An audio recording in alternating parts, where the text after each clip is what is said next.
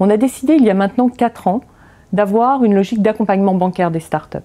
Et cette logique d'accompagnement bancaire, elle nous a permis de créer des pôles innovation dans lesquels on accompagne les startups un peu partout en France. Et aujourd'hui, il y a 1600 startups dans ces pôles innovation. Ces startups qu'on a rencontrées, avec lesquelles on a travaillé, on a échangé, elles nous ont expliqué un certain nombre de choses et notamment combien il était important pour elles de rencontrer leurs premiers clients. On le sait, c'est finalement la base de toute entreprise, c'est d'avoir ses premiers clients. Et quand on est une petite entreprise, une start-up, une jeune entreprise innovante, il est très difficile d'accéder à ses premiers clients.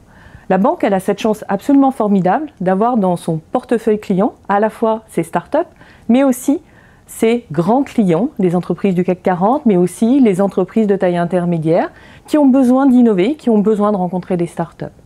Et on s'est dit finalement, on peut être un go-between entre ces startups et ces grandes entreprises, les entreprises de taille intermédiaire.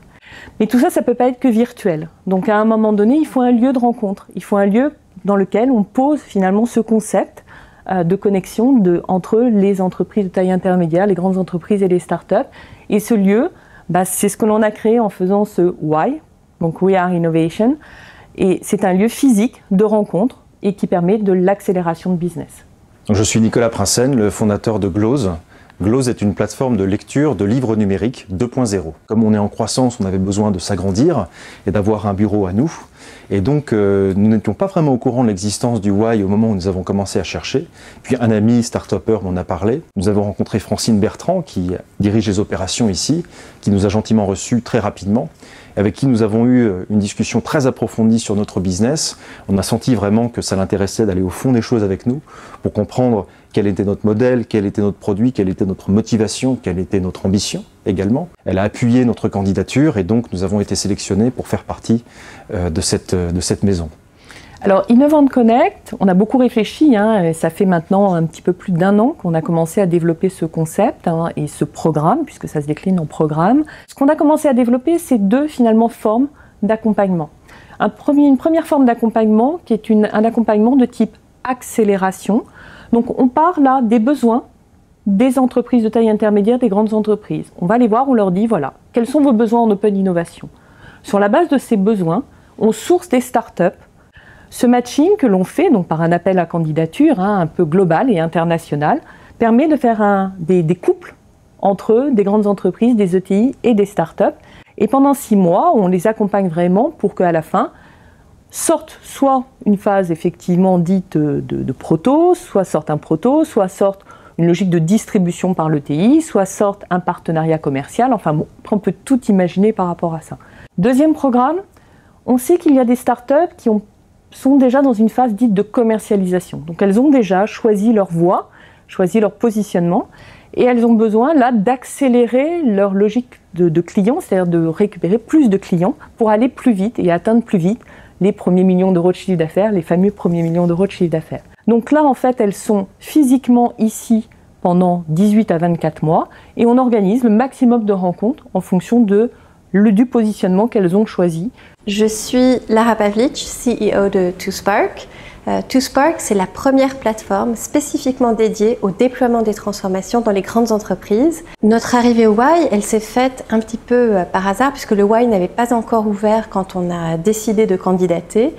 Donc on est arrivé 15 jours après que le Why ait effectivement ouvert ses portes. On a pu occuper ce magnifique espace. Ce que ça nous apporte, énormément de choses, à la fois au niveau business, au niveau RH, au niveau de nos partenaires institutionnels, investisseurs. C'est toute l'aura de la banque dont on bénéficie ici. Et ce qu'on sent très clairement, c'est que notre arrivée au Why, combinée à tout un tas d'autres choses, c'est ce qui a participé à notre accélération dans la dernière année.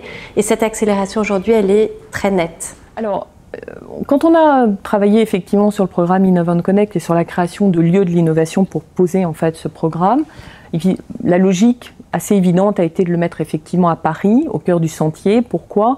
Parce que c'est un lieu effectivement assez important de toute cette partie innovation dans lequel on trouve beaucoup de partenaires. On a nos collègues et nos amis, différents partenaires qui sont très très proches d'ici. Et puis c'est un lieu de rencontre, on va dire, assez facile nœud gordien un peu en France pour pouvoir se rencontrer quand on est une start-up de Toulouse et qu'on travaille avec une grande entreprise de Lille, par exemple. Mais on ne voulait pas être qu'à Paris, parce que l'innovation en France, elle n'est pas qu'à Paris, elle est aussi dans d'autres environnements. Et l'environnement du plateau de Saclay nous a paru particulièrement intéressant parce que très différencié par rapport à Paris. Le monde du plateau de Saclay, c'est un monde universitaire, de recherche, de grandes écoles, qui eux aussi développent beaucoup de choses en matière d'innovation. On n'est pas sur le digital, ou en tout cas moins, on est beaucoup plus sur l'industrie, la techno, mais la techno de demain, pas celle d'hier. Alors, est-ce qu'il y aura d'autres lieux de demain? Alors déjà, la banque, elle a déjà d'autres lieux à l'international. Après, on verra. Comme je vous le disais tout à l'heure, on a d'autres idées de déclinaison pour Innovant Connect. Donc en région, demain, rien n'est fermé. On verra quelles sont les collaborations, quels sont les éléments que l'on peut monter, encore une fois, pour créer de la valeur. C'est ça qui nous anime.